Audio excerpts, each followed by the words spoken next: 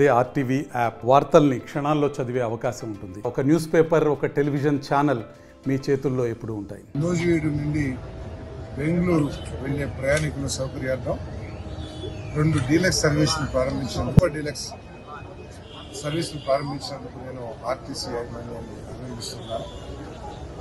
మరి నూజివీడు అభివృద్ధి చెందుతున్న పరిస్థితుల్లో, అంతేకాకుండా ఇక్కడున్న విద్యా సంస్థల మూలంగా సుదూర ప్రాంతాల నుంచి ఇక్కడికి వచ్చిపోయే వారి సంఖ్య ఎక్కువ. దాన్ని దృష్టిలో పెట్టుకుని సాధ్యమైనంత వరకు దీన్ని డెవలప్ చేయాల్సిన అవసరం ఉంది.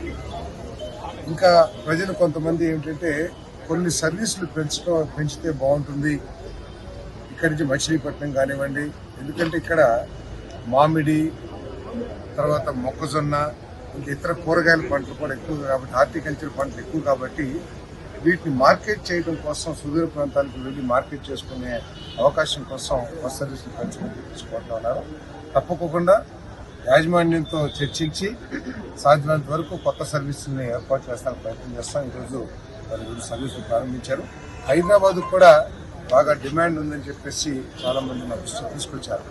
ఒక స్లీపర్ సర్వీస్ కావాలని, లేకపోతే పగలపూట హైదరాబాద్ సర్వీస్ కావాలని, అదేవిధంగా వైజాగ్, శ్రీకాకుళం, ఎందుకంటే శ్రీకాకుళం ప్రాంతీయులు రాష్ట్రం అంతా కూడా వివిధ ఉపాధి కోసం వివిధ ప్రాంతాల్లో నివసిస్తున్న విషయం మనకు తెలిసిన విషయం.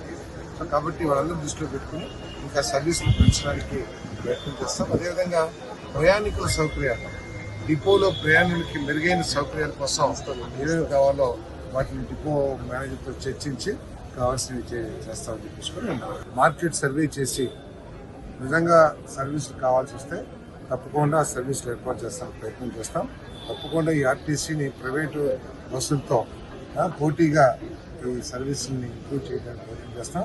అదేవిధంగా కార్మికుల సమస్యలు ఏదైతే ఉన్నాయో వాటిని కూడా ఆర్టీసీ యాజమాన్యంతో మాట్లాడి మరి రీజనబుల్గా ఉన్న సమస్యను పరిష్కరించడానికి నేను కార్మికులతో కలిసి పనిచేస్తానని చెప్పేసి మరిన్ని వీడియోస్ కోసం ఛానల్ ని సబ్స్క్రైబ్ చేయండి. లేటెస్ట్ అప్డేట్స్ కోసం వాట్సాప్ ఛానల్ ని ఫాలో చేయండి.